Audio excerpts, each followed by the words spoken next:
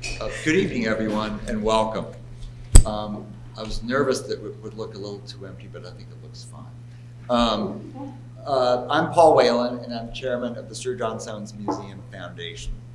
On behalf of our board, it is my pleasure to welcome you to tonight's program, Finding Winterthur and the Evolution of American Taste. We're thrilled to present what promises to be a rich and engaging conversation about one of the most influential institutions in American decorative arts, Winterthur. As we reflect on Henry Francis du Pont's vision for Winterthur, a house museum created to elevate the appreciation of American art and design, it is hard not to see the parallels with Sir John Soane's legacy.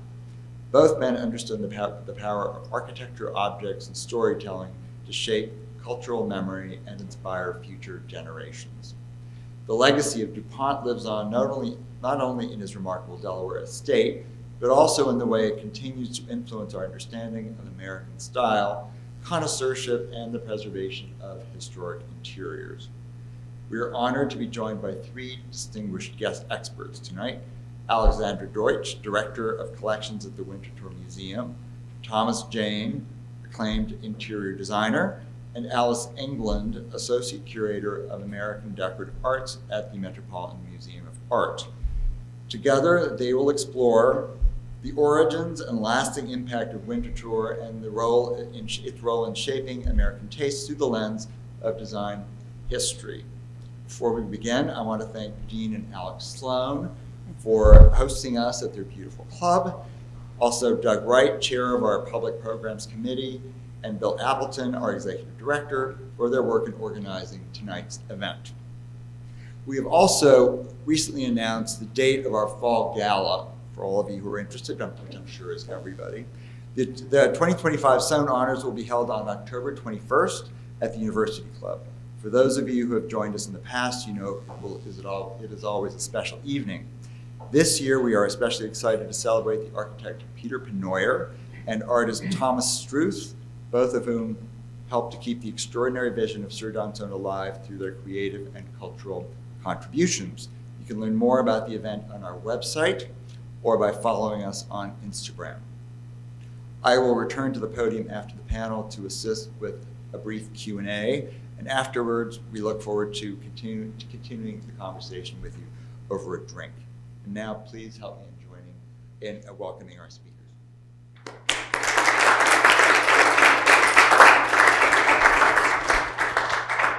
Well, good evening.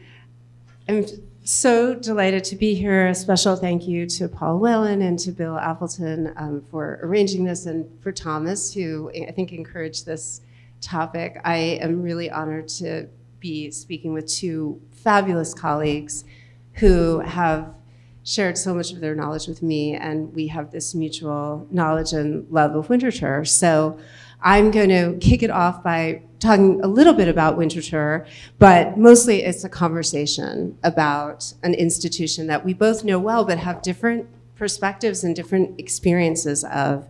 So I'm going to begin actually by reading something that Mr. du Pont wrote every year, beginning years before his death. He would write a letter to his executors. And it's a fascinating dossier of his thoughts of the evolution of his museum, which actually he incorporates Winterthur as a museum in 1930, and that's finalized in 1931, but Winterthur as a museum does not open until 1951. So I'm going to begin by this portion of what he writes in one of the many letters to his executors. And he says, and I'll quote it, "My purpose in leaving Winterthur as a museum to the public is to afford all those interested in an opportunity to view and to study the conditions surrounding the early American home life. Therefore, it is my desire to keep the building in such a way that it will retain its charm. Nothing shall be roped off," which, of course, very quickly things had to be roped off. The reason for this is that the interest of the museum, quite aside from its furniture, beauty of colors, and upholsteries, lies in the infinite details. And I think that is what is captivating even today and timeless It is the infinite details that even as someone, and all of us have known it for so long, we will never see them all. We will always discover new things in this remarkable institution, which looks like this. It is 175 rooms. It is 8 floors open to the public, but in fact, a 9-floor home.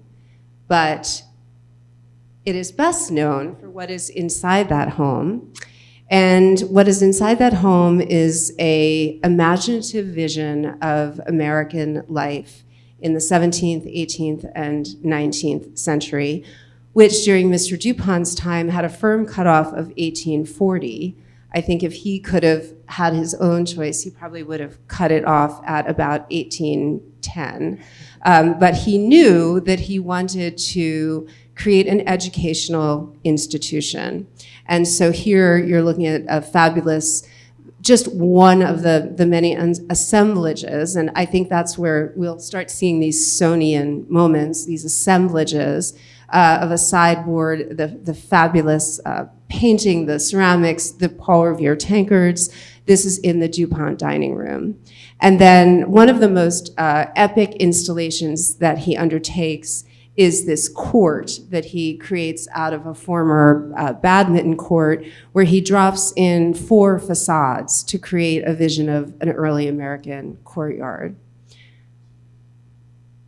But if we think about this museum, it actually is more a story of multiple generations. First, the DuPonts, who arrive at the land, but it is in fact a family connected with the DuPonts, the Bittermans, who first build a home on this land in 1839. And so this is the Brandywine Valley. It's quite rural, quite unsettled. Pierre Samuel DuPont, who is the first DuPont to come over, fleeing the results of the French Revolution, actually is enticed by the beauty of the Brandywine, and particularly the possibility, which his friend Jefferson points out to him, of agricultural experimentation that can happen on the banks of the Brandywine. But here we're seeing Henry Francis du Pont, his wife Ruth Wales DuPont, and their 2 daughters. And I want you to think about this, because we are talking about evolution, that this is a family home. Now, it's a very small family.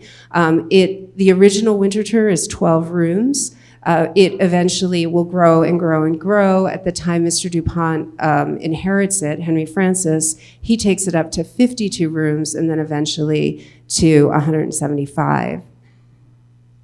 It is also a working farm because of the longstanding familial interest in agricultural experimentation. And here you see an example from the prized dairy herd at Winterthur. So the bucolic landscape that you see of Winterthur is not just some of the most important wild gardens in America, but also if you explore the estate, it's the natural lands and the agricultural lands that still survive at Winterthur. But I would say by the late 1940s, he recognizes that this is a teaching institution. He has the intention of the museum opening, and what you're looking at here is one of the first classes of Winterthur in the family library of the home, which was the library that the first students used. And actually, this is the point at which I'm going to depart into conversation, because it is far more interesting for all of us to talk about these images and share our thoughts as we look at them. So what are your thoughts as you look at what we call Memorial Library now and think about that first class? They certainly had it roped off by the time that we were students. It does not look like this now. But I think that was part of the immersive experience, where truly getting contact, and one of the first points of access you get is a key card to essentially go into every single room in the house, and that encouragement of actually being familiar with every type of material, whether you choose it, it's your preference or not. And I think that's true to the program even still, and the general ethos of many of the the graduates of the class. But true to form, I think what's depicted here not just the incredible. There's wonderful early 18th century furniture. The lovely silver that's adorning every surface. But that sense of the library has always been a major integral part of not just the curriculum, but essentially the collections too. And what makes Winterthur a truly stellar institution, but was also part of that trend that, just like Soane and his institution, collecting manuscripts, works on paper, architectural designs, drawings, you name it, is crucial to the study of any type of material culture. So that was what I think all three of us, even though we graduated in different years, came out of there with a foundation of understanding how to evaluate those types of collections together. But the importance that it's truly interrelated and they can't be undone from one another. It's not isolated. And the parallel for me, well, first of all, I had easier access. We were allowed to walk into all the rooms and touch things and look at them and sit in the rooms. And for me, it was interesting to display history with a sense of beauty. Mr. Du Pont loved beautiful things, and he loved their arrangement, and he loved decoration. And we weren't really allowed to talk about the fact that Mr. Du Pont fancied decoration. It was not considered scholarly, but in fact he was. And I really like this room because there's a big certificate in it from the American Association of Interior Designers awarding Mr. Du Pont Decorator of the Year award. So, so that was pretty good. And the casual contact with history and beauty. And I think Soane had also shared that, where he was wanting to display beautiful and historic things beautifully. And the aesthetic arrangement was almost more important than the artifact itself many times. Mm-hmm. And of course that was licensed for a decorator. Mm-hmm. And Thomas is absolutely right. So we all are different generations of Winterthur's training. And in the 90s, when I was there, we did not speak about the family. We acknowledged Mrs. Du Pont's bedroom, and now our visitors are most interested in the family. They're most interested in this history, and they tend to ask these questions. I think that the academic part of Winterthur is such an important motor that has fueled this institution, and it fueled the imagination of Mr. Du Pont. And he actually writes to his executors in one of these many letters. He says, "Years after all the books on the museum have been written, I feel that the training and education of these young people at Winterthur will be the living force of the museum through the ages." And he actually credits his first key curator, Charles Montgomery, to that vision. I think that the practicality was that, like Soane, HF was a hoarder. I mean, granted, of the most beautiful and aesthetic things, but he recognized, I think Montgomery encouraged him too, to say, you need people who will study these things because there are so many objects, and the students do that and have always done that, right? They study the collection. And I think that, in fact, Montgomery was really brilliant, is that he did create this force with the program, that it ensures that there's perpetual study of the collection. So Alyce made a wonderful point in one of our many conversations about this talk, which is that Mr. Du Pont's recognition that creating really what becomes one of the world's greatest decorative arts libraries is absolutely critical to this whole enterprise. And you had spoken a lot about how he takes advantage of what's going on with the English country houses to purvey that. So I don't know if you want to talk a little bit about Yeah, I think that. that the crucial point for Du Pont is he's heading into some of his major collecting in the 20s up to the 40s. When you see in Europe and mainly in England, there's this inability to maintain some of these grand estates. There's obviously changing tax laws where people are responsible for a much bigger burden financially, and so there's a flood of all sorts of English libraries. So these ancient tomes, again, manuscript collections, works on paper, that start to become available. And you see on these trips abroad, traveling abroad was very important, not just for your your constitution, but also for your collecting habits, that Du Pont, with his father, with his family, with his wife, would take regular trips to England and attend or have proxies to basically buy at a number of these major auctions abroad. So some of these incredibly priceless catalogs, things that you cannot find even in England, are in Winterthur's library because of this wonderful boom in his collecting from the 20s to the 30s and 40s. Wasn't his first librarian a Jesuit too? He recruits actually a woman librarian initially, and she comes from Harvard. That's the first cataloger in '52 for the library collection.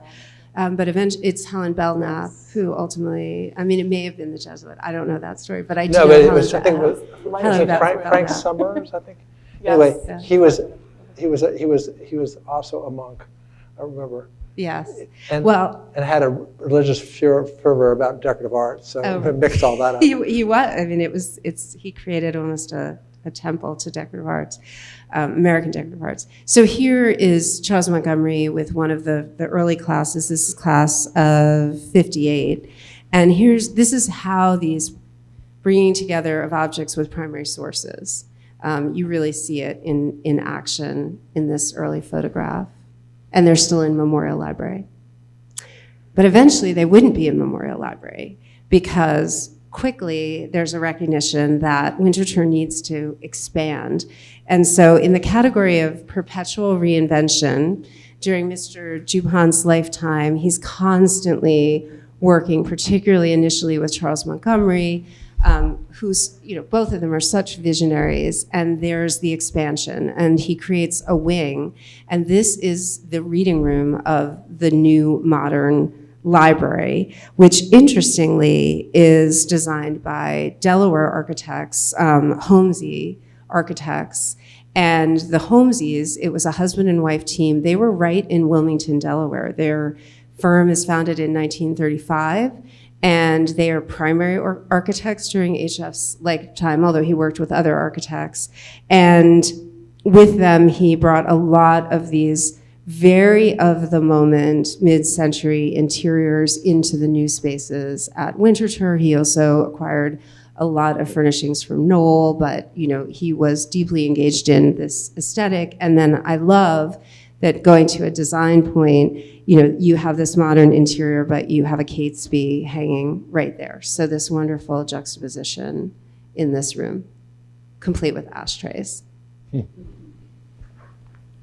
I think that's what's so interesting about seeing some of these interiors, because so many people have this identity, or Winterthur's identity is so much in the early material, but the fact that he was such a proponent and that he was really embracing two lesser known architects in this ode. And it just shows the vast range that, because of a lot of the literature or some of the lead, curatorial folks, we come to know Winterthur through, what he was collecting, but we sometimes forget about that architectural legacy that he was leaving behind and in northern Delaware. Absolutely, and the connection with the Holmeses was that there's a Du Pont connection with the family, with the wife, Victorine. And he relies heavily on them for this progressive modernization. I think what's interesting is as you chart this modernization, and it's wonderful reading, it's also digitized, but the first issue of Winterthur Portfolio that comes out, there are several essays, and there's one essay that talks about the first 10 years of Winterthur and talk about perpetual reinvention, because initially this transition from 1951 to a small number of visitors and then more visitors, and then finding that because you had to apply to essentially be a visitor, they have to start creating spaces. And now we have students and they have needs. And so it just kind of grows and grows and grows into the institution that by 1969, when he dies, is very, very different than 1951. But key to that are people that we all know well if we know Winterthur's history. So Charles and Florence Montgomery, and Charlie Hummel. So I don't know if you all want to share a little bit about them. I just knew them really by fame, but I think Charles Montgomery probably is the godfather of all of us students of decorative arts in almost every program there is. And he was a dealer first. Used to be, you're castigated for being a decorator in the trade, but he triumphed over that and put his intellectual prowess towards starting these programs. But he always made us handle, he's responsible for us touching things and using them and understanding. Famously, he made us all drink out of, not me, but the tradition was he gave us beer can, big silver tankards to drink from. So you got the idea of the weight of a silver tankard and what the ancient feeling was of these things. So he was intellectual, but also tactile and not afraid to touch things. And I think that's the real legacy of Charles Montgomery. And Charles Hummel was so fascinated with how things were made. And the famous Winterthur phrase is, what does this object say about the people who made and used it? But it also talked about how was it made and how was that reflective of the culture. The one thing, when we're talking about the mid-century though, like Soane, the politics in the world were changing very much. The Soane Museum was started at the turn of the Victorian age, and there's this great paradigm of change. And Mr. Du Pont talked about how after the Second War, the agrarian lifestyle was evaporating and the living on a country place was leaving us, and it had to be preserved. And I think both men in their museums had this idea of preserving a way of life, albeit fugitive. And what I think is really, I appreciate this more as I learn this history, is that Du Pont, who obsessively consumed information, also obsessively gathered expertise around him. And he did that throughout his collecting life. And so there are many figures who shape Winterthur, but once he begins professionalizing the staff, and you're looking at 3 people who are that first generation, really, of that professionalization, he has a willingness to understand guidance, and he does rely on their guidance. And I think that contributes also to the end date being initially established as 1840. But he is not someone who says, I know exactly what everything is and what it needs to be. He's often relying, especially you see in letters and the correspondence, he'll ask over and over again, what is your opinion? What do you think? What should we do? And he's very responsive to it. And he also is someone who clearly would see talent in others, and that's the case with Charlie Hummel, who's in one of the earlier classes. But he and Charles Montgomery were wonderful cultivators of talent. And if you go to Winterthur today, and I'm sorry I didn't include an image of this, it is Charles Montgomery who says to the young Charlie Hummel, you need to drive to Long Island because there's this entirely intact craftsman's shop, this clockmaker, cabinet maker shop, and it's the Dominy family, this multi-generational time capsule of clockmakers and watchmakers and furniture makers. And he sends the young Charlie Hummel there, and it's Charlie who, that is his first curatorial contribution. And to this day, the Dominy shops, well, first of all, they're the most intact record of a true 18th century shop that exists in an American context, for sure. But Charlie, really, that is the beginning of launching a long and illustrious career for Charlie. And so this cultivation of talent or recognition of talent, I think, is something that's kind of been a Winterthur tradition. And you have to talk about Mrs. Montgomery. I mean, yes. The fact that he adopted her in the way he did. Oh, yes. Was super important. And Florence Montgomery also, due to these just remarkable people, her contribution not only just to Winterthur in general, but particularly her shaping of the textiles at Winterthur. I mean, it cannot be understated what her vision was in growing that collection. Something that had no scholarly attention whatsoever until she started, she made that field. And to this day, not only Montgomery's sources, but the Montgomery sources, both Florence and Charles and Charlie Hummel, these are sources that people return to again and again. They've really shaped the field. And then here's Mr. Du Pont with Charles again, Montgomery again, looking at textile. And then I had to throw this in. This is my predecessor, Linda Eaton. And you know, when you talk about a growth or evolution of a collection, I have to put Linda in. And she, like Florence Montgomery, like the people we've just talked about from those early days, has forever changed how we think about the collections at Winterthur, and her contribution to the field in textiles she's one of the most prolific scholars in textiles, and she picked up Florence Montgomery's big threads and continued them and took them to a whole new place. So I had to kind of juxtapose that and put her in. And here are the students. They're studying this wonderful work table, but they're in the Montmorency stair, and later we'll see a staircase, the Montmorency again, but with Soane and the famous staircase. So I don't know if you want to talk a little bit. I mean, to this day, this is what happens at Winterthur. The students study right in the rooms. Well, and I think that's one of the things is the traditions, that this could be a class from 1950, or this could be a class from 2020.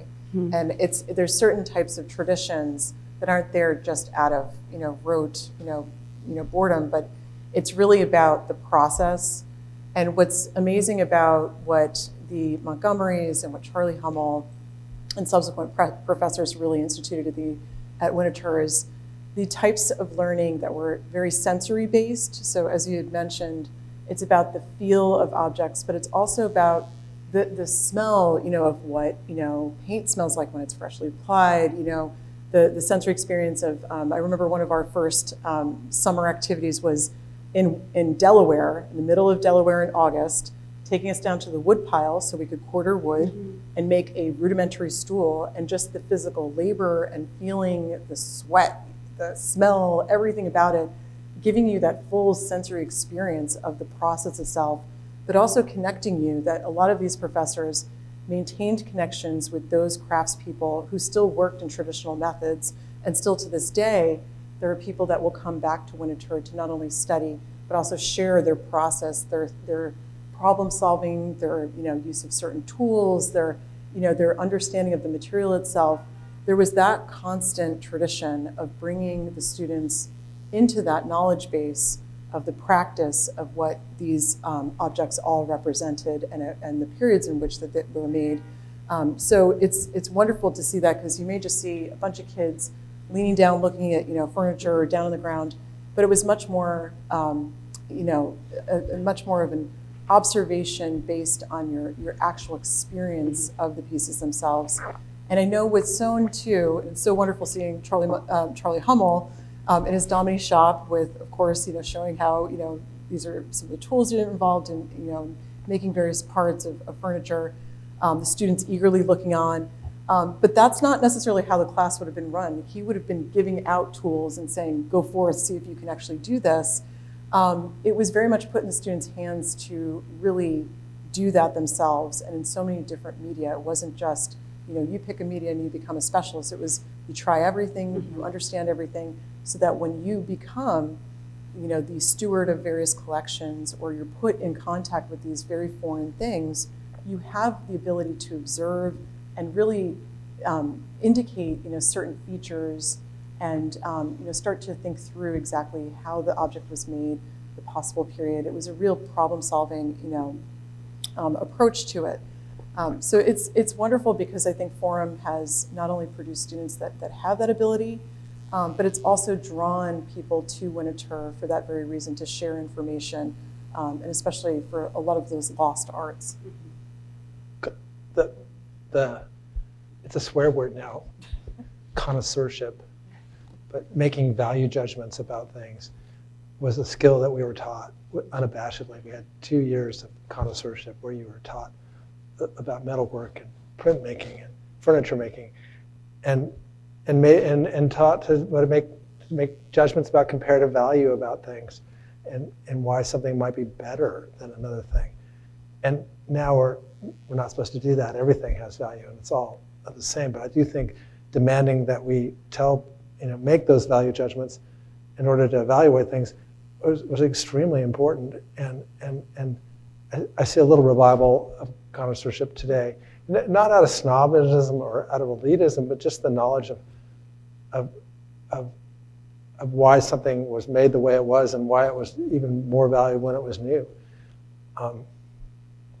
There's that great set of books called Good, Better, Best, and it sounds terribly snobby and elitist now, but it was instructional, and it did further our knowledge about things.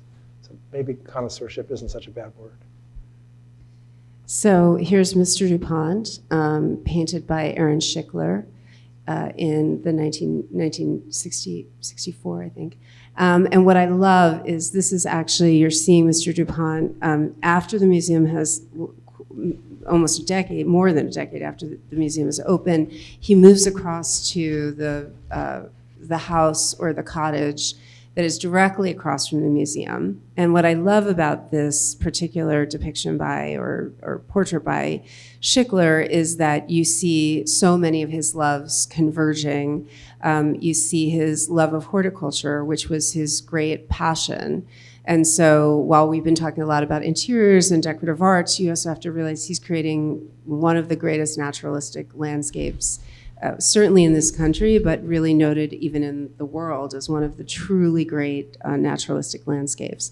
And he was very knowledgeable about that. He was very active in that. He wasn't just hiring people and passively building this amazing garden, which is over 70 acres of a cultivated garden.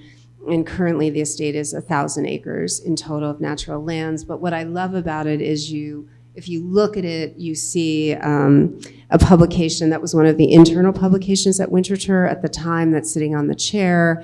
But if you look behind him, you actually see his European decorative arts, which he had brought from his Park Avenue apartment.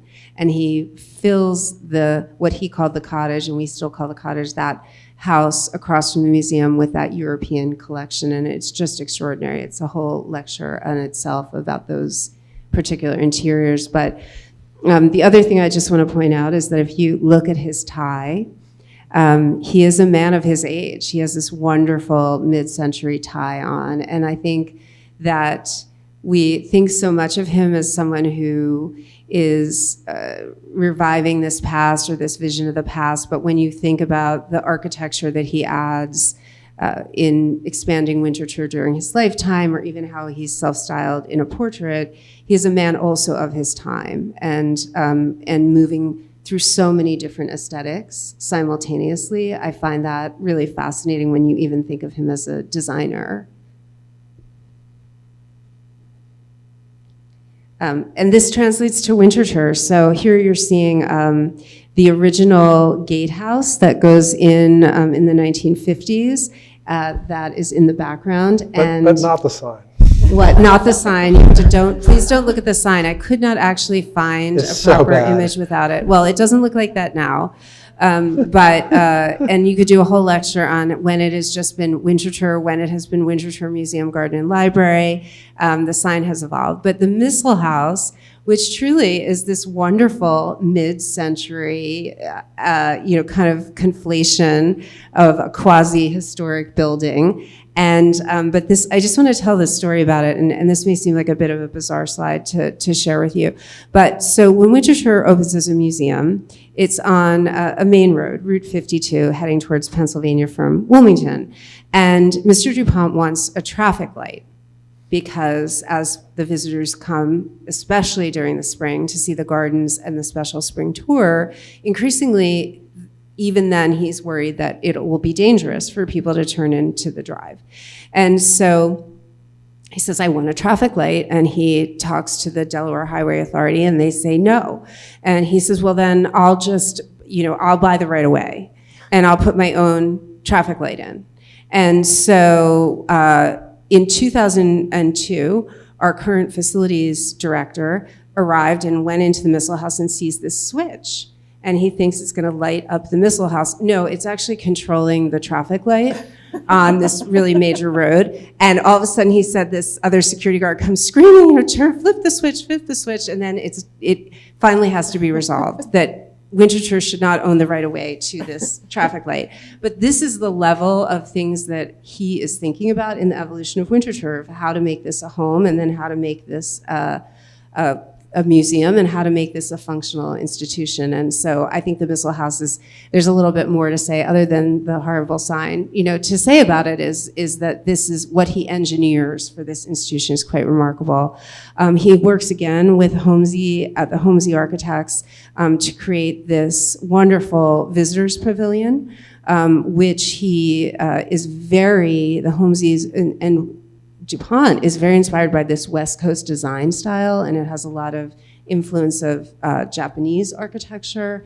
It actually can be almost completely opened, so you have all these sliding doors and windows, and to this day, it's where people eat at Winterthur and where our visitors start their journeys. He also adds this fabulous lecture hall, which again, you have a mid-century interior with Catesby's hanging in it, which is a recurring theme, is he loved to put these Catesby's in the mid-century interiors. And increasingly, I mean, you look at the full audience, this is around 1963, and this is the draw of this institution. I mean, this institution is written up in most of the major magazines. It's not just this isolated thing that people who love antiques are following. He, especially once he's worked with Jackie Kennedy on the restoration of the White House, he becomes known. He becomes highlighted, and Winterthur becomes a reference point for design, a tremendous reference point for design. And he also then creates areas where you can experience things that are not in a historic interior setting, and he takes an area that is called the Rotunda, and this is a highlight of recent acquisitions that was done in the mid-60s before his death.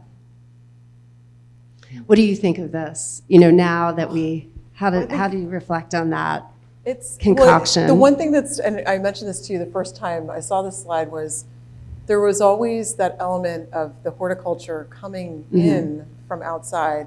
And it's interesting because while you see these wonderful semi-contextual installations, the carpets with different chairs and various furniture, I think that's amazing that I can imagine he had a great deal to say about which type of plant went with what setting. And that was part of his own, when he lived in the house, kept meticulous notebooks about what was in bloom, because they were doing this by season. There was always something in bloom. And he always picked by color, by texture. And so it's really interesting to see how orchestrated all these little vignettes are and what they might say about various regions, their various design, but that they're complemented so beautifully with various types. And I'm not a horticulturalist, so I couldn't tell you if this was an orange plant or a camellia or what. But I think that's what's still present very much in the interpretation at Winterthur, is that pairing, as DuPont did, making sure that there was that element of nature within the settings, even though they did look very modern, or they were very focused on these early periods of craftsmanship. Mm-hmm. And keep in mind, he changed the textiles in the house 4 to 5 times a year. So most of the rooms had whole sets of these changes, and they were seasonal. And what we discovered recently when we were working on a show that's called Outside In, that's currently up, is this correlation between the patterns of what's blooming in the gardens in many of the rooms, and then the correlation of the color palettes in the rooms, and then the textiles that he was rotating into them. One of his great distinctions for him, and that he was incredibly proud of, is that he receives this honorary doctoral degree from the University of Delaware, because he establishes the Winterthur program in 1952 with the University of Delaware, and it's a master's degree program, a two-year master's degree program. It's not till 1973 that the conservation program is started, and it's actually Charlie Hummel, the gentleman that we talked a lot about with American Craft and in the photos, who really pressed for that conservation program. But this honestly, again, minus the pipe smoking, could be an experience you might have at Winterthur today, this close-looking, rigorous looking, and conversation around looking and aesthetics and assessment. And I agree with you, Thomas, connoisseurship is, this word that's now considered so passé, but we still teach those skills. And I think that the visual acuity is so imperative to what anyone, whether you're doing material culture, or you're an architect or you're a designer, that visual acuity, building that visual vocabulary and that sensory vocabulary around design is something, here is that's what's going on, right? This, then they would have said it was a connoisseurship exercise or discussion, but that's fundamentally what this understanding, this visual acuity is happening. Connoisseurship, decoration being okay. The idea, even though he loved mid-century, which is so often associated with lack of decoration, or streamlining of decoration. But Mr. Du Pont thought decoration was okay, and he thought it should be celebrated. Yes. And to a certain degree, the program and the museum continues to celebrate decoration, sometimes not expressed, but it's certainly apparent. I think much more. So I arrived at Winterthur in 2019, and I will say that the shift that I see in this, when, it used to be sort of the sideline that you would talk about the decoration. This is a man who received the Elsie de Wolfe Award. He was part of this milieu of design in his lifetime, and so I think it was increasingly pushed to the side for this intellectual or this development of the American decorative arts field. But now, and certainly during my tenure, I would say that we have moved with where the interest is, and the interest of the public is not just the living at Winterthur, that history, but it is also in the design, and frankly, beauty for beauty's sake. And I think that, I will say that I'm mortified to think the people I marched through on 2 and 3 hour tours saying, and look at this foot, and this is a Newport foot. And, and I'd rattle off, 12 different craftspeople in 2 different rooms, and these are the dates. And, the takeaway for a lot of those people was minimal, right? It was interesting, I guess, enough. But, now to really be able to talk about the aesthetics, to be able to talk about how the space functioned, to talk about the design process, and talk so much more about something that's documented in Mr. Du Pont's writings. And I think the Soane Museum sort of had the same evolution, where the decoration's been slowly restored to Mr. Soane's, John Soane's lifetime and its appearance. And more we're moving back to Mr. Du Pont's aesthetic at Winterthur. So it's been a two-generation change where decoration's okay, and we can talk about it. And certainly when they redecorated the drawing room at the Soane Museum was a great landmark, and saying, this is how the appearance of his drawing room is as equally as important as any of the other spaces at the Soane Museum. Well, I have to credit you, Thomas, with really elevating the importance of design, and you've really pushed, I think, Winterthur in very critical ways, at various points in that thread that continues to grow. And so just to switch gears, the other component of Winterthur is this pioneering work in conservation. So this intersection of science, and this was something that with the University of Delaware, because it was a partnership, becomes possible. And so here you see the very first analytical lab at Winterthur in 1973.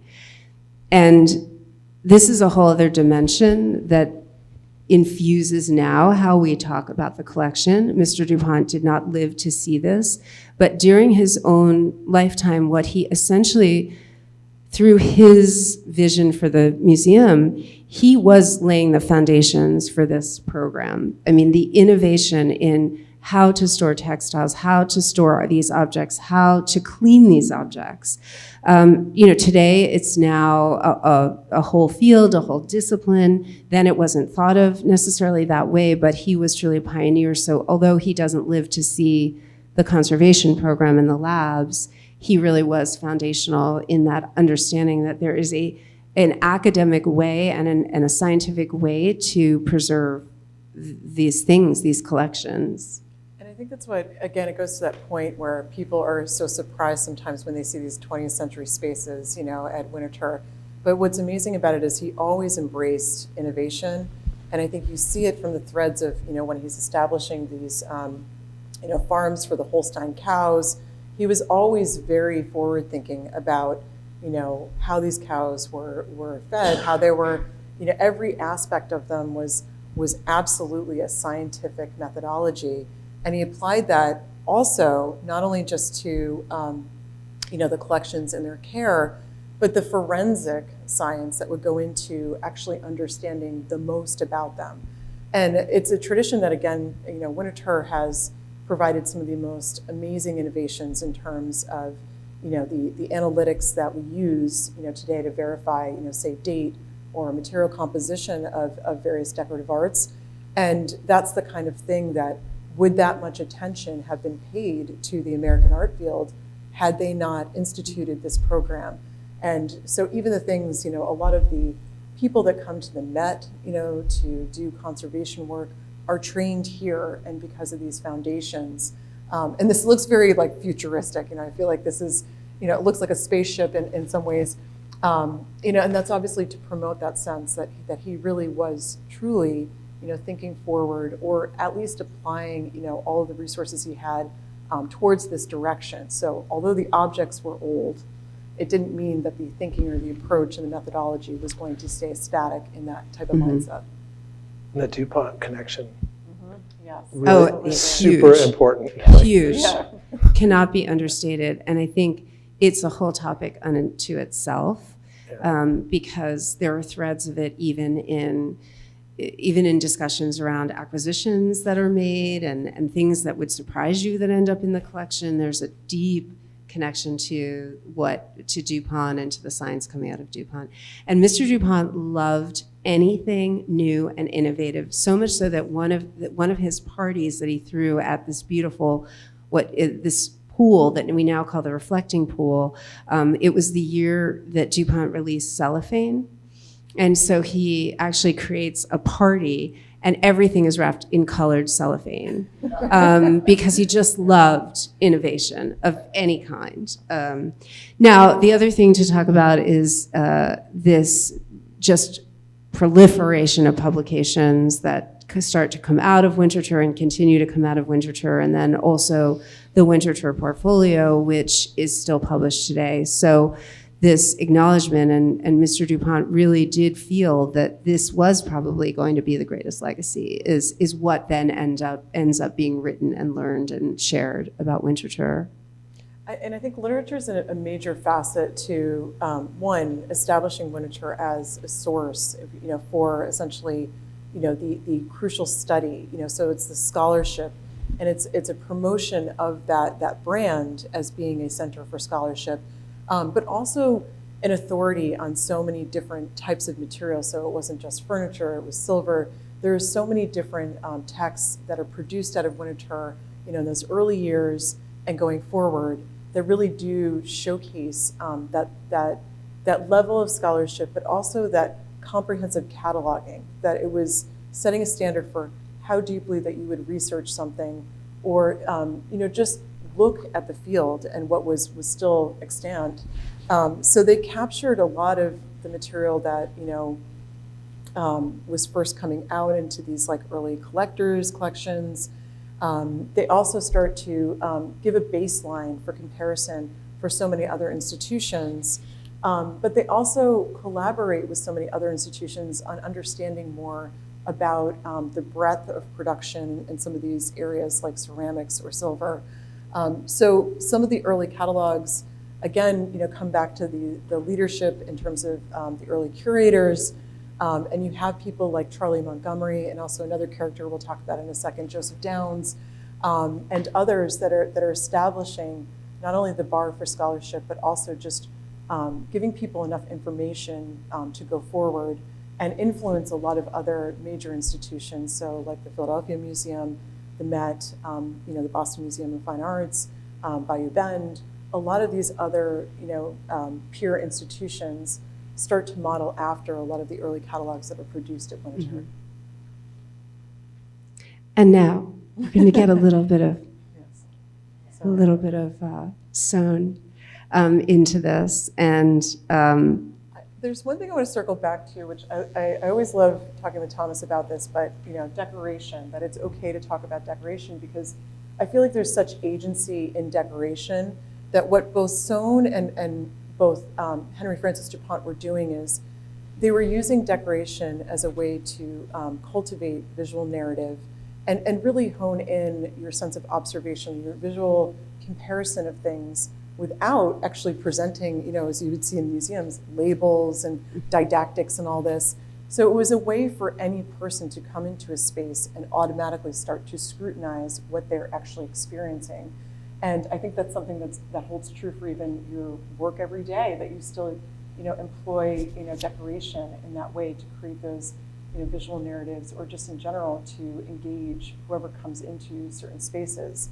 And obviously, there's elements like the focus on lighting. I always love, and it's been kind of fun doing this with all of you, and the encouragement from Bill to think about Soane and du Pont, but there are applications of things like lighting effects, that they both were very obsessed with things like lighting, or that sense of color, how they are actually wrapping spaces in color.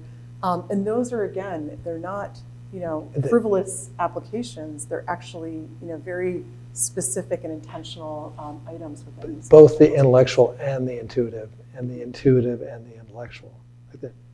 Like Mr. du Pont had an eye, and he was intellectual. And that's very rare to have ability to do both. And Soane too, and that it was manifested in these buildings. And I think the parallel too is this idea of these imaginative assemblages, right? This bringing together of objects that did not originally maybe live together, but in this way. And I have to say, prior to this invitation, I'd never, although I love the Soane Museum, and I'd never thought about it in the context of Winterthur, and now I think about it and the two institutions and through all the conversations and Bill encouraging us. I think that there is this imagination, this creativity, and this instinctual sense of aesthetics that they share. It's quite intangible. I mean, it's almost something that I think is hard to describe to people that creates an interior like this. I think it's Anglo-American. It's English or British. Mm-hmm. I never thought of that. But Mr. du Pont liked French things, but his taste was more Georgian. Right, more, yes, for sure. I think he was a more modern Georgian. I guess you could really do an inheritance between Soane and, well, we can figure that out for another lecture. All right, that's from Soane to du part Pont, two. and what's in between. Yeah. So just to go to this is one of the iconic rooms, the Port Royal Parlor at Winterthur. And again, this is no parlor in early America ever existed that looked like this. And yet it reads as so understandably 18th century, so understandably of that period. And it's full of stories and sort of interplay of objects. So one thing I now I've been looking at these interiors that Soane created and the interiors that du Pont created. There are these visual puzzles that they are creating and pulling together aesthetically. So HF has this vision that he will have two of the greatest high chests in that can be attained, and he is going to put one on either side of Port Royal. And he does eventually attain this, buying one of these high chests for a record ever set in American objects at the time for $44,000, and it made the general press in when he acquires the Gratz high chest, which. But this is his vision, and then he figures out how to acquire the objects for the vision. But it's very specific, and this is one of the rooms that in the 80s, the board fearing that Mr. DuPont's design vision or aesthetic vision was being compromised as the museum was evolving, it was primarily driven by DuPont family members. They froze rooms. And this is one of the frozen rooms, which simply is actually, I always say they're not frozen, they're thawed slightly, in the sense that if we want to remove objects or make significant changes in them in excess of 12 months, we actually have to go to the board and ask that permission. So there's this check on preserving design, and I think at Soane too, this integrity of his vision is really critical to interpreting the site.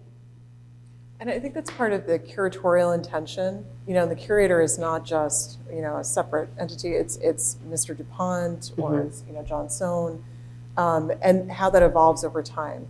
And, we in institutions have struggled with that, where sometimes the relevance of that original intention needs to come forward, or it needs to have, it needs to be bolstered in some ways.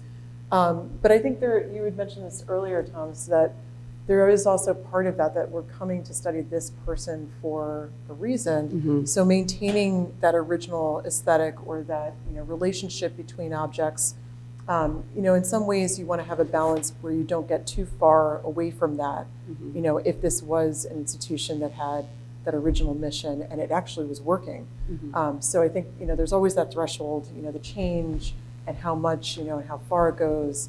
But obviously Winterthur is this wonderful record that I always love these types of drawings that it shows, how meticulous and, that sense of being frozen, the placement, to like the dimension, and this is just so, persnickety in ways that literally teacups on tables, like you have the orientation of where they're supposed to be, right or left. But it shows that comprehensive idea. But there's two things. One is he would arrange everything and then draw it, rather than draw it and then arrange it. But the biggest impact on Mr. DuPont's taste has been conservation. Because, for example, he had special rugs that went with special fabrics. And now it's decided that the rugs are not we can't walk on those rugs anymore. Or they have to be pushed over to the side so people can't walk on them. And it changes the whole aesthetic of a room, because, or say, there's also lots of examples where conservation has changed the aesthetic at Winterthur, which I find really ironic. Yes, what he created is uncreating some of the things. Yeah. So like with Soane, we benefit from watercolors, and these are done, Mr. DuPont actually begins to realize he wants to document his rooms, and he has a superintendent of Winterthur who named Leslie Potts, and there are a whole series of these fabulous schematics, and in many of the rooms there actually are tacks that he then had Potts drive into the floor so that even the chair legs will be aligned with where the tacks are. So cool. And this is not Winterthur. This is actually not Winterthur. But what we have talked a lot about are really the artifice of these period rooms. So these little stage sets to the past or to some other design intention to draw certain objects together of various periods or geographic regions. And this is coming out, what Winterthur achieves is coming out of a whole school of thought, from the 1920s and forward, where there's a number of scholars and early innovators in essentially the colonial revival who are starting to look at these environments to really give a sense of relationship between artworks, but also in relationship to the early architecture that they were actually intended to be in. And at the time, too, there are places like the Met that the Met goes through its transition, that was witnessed by people like Henry Francis du Pont, where in 1909 they host a fabulous exhibition called the Hudson Fulton Show, giant exhibition with lots of decorative arts from early periods of American manufacture. And it's up for 2 months. And they get over 300,000 visitors. Like, we can't even strive to do that now, in our galleries, but just a fabulous number of people that show there's such an audience and people that are captivated by these little stage sets to the past. So the Met goes on this buying spree, from 1909 until a physical building is erected in 1924. And what they do is they create a whole system of different rooms from the 17th century up to the early 19th century. And they start to outfit them with obviously salvaged architecture from various buildings that were doomed to be demolished. So there's this element of preservation and trying to save these ancestral buildings from the past, and also save their stories. So the narratives come along with some of these doomed architectural relics. And in addition to that, compiling all sorts of wonderful examples of period craftsmanship in so many different media. So the artistic process that again was starting to become lost in this newer industrial age. But ultimately, these are all set out for this audience pool that, at least in New York, and to some extent with what DuPont eventually would come into, but this setting was to teach others. And who were those others? They were people that were not in that echelon socially or just in terms of finances. These are people that are from New York City, the largely immigrant masses that are coming and working in the factories and these more industrial settings in New York. And so the Met was really making these places with the intention of educating others. The people that were really pushing this forward, that have this wonderful connection to DuPont and start to implement it there as well, there's a major curator named Joseph Downs, who is a part of this early generation and a proponent, not just in the actual setting and learning about objects and staging them in these various spaces that many people came to see in New York, like DuPont, but they're also, he's the type of person that again is starting to promote the interest, the knowledge base, and that sort of level of scholarship through catalogs. He's writing lots of catalogs on every different type of material that's at the Metropolitan Museum, and also making it accessible by creating these little primers you could pick up for 50 cents or less, and that were meant for the average visitor, the person that did not know, that was a novice. And eventually, Joseph Downs was recruited by Henry Francis du Pont, would come to Winterthur to do exactly this, to help DuPont explode this house with lots of period rooms, and also to establish some of the early catalogs that again would become these textbooks for many future collectors, for students, and for again those people that just came in to these spaces. So it's wonderful to see that lineage, that you can also go into certain rooms in the Met. So this is an image of the early installation of the Powell Room, an 18th century Philadelphia home, and see a lot of the same architectural elements. In many cases, and we have other slides of them, there's wonderful spaces like the Hart Room, so a 17th century house from Ipswich, Massachusetts. And you can see the architectural setting gives that overall mood, sort of the early period of American European settlements.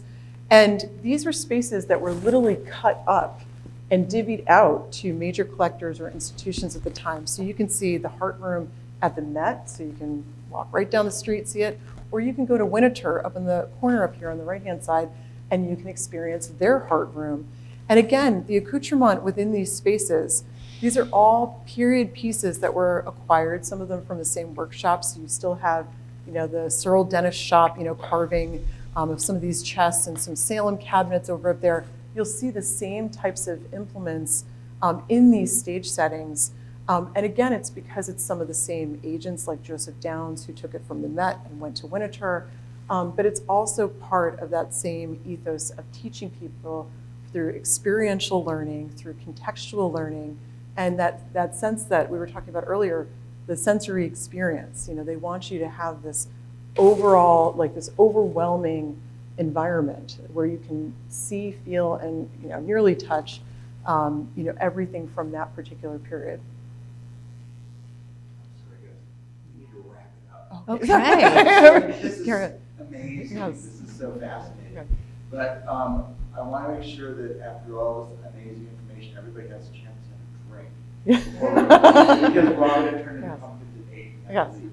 And so if you guys just wrap it up and maybe I actually think we should just have questions in there because, you know, you guys Great. I'm actually so full of questions myself. Bring it on. The summary is easy. Connoisseurship is good. Decoration is good. Decoration is good. Yes.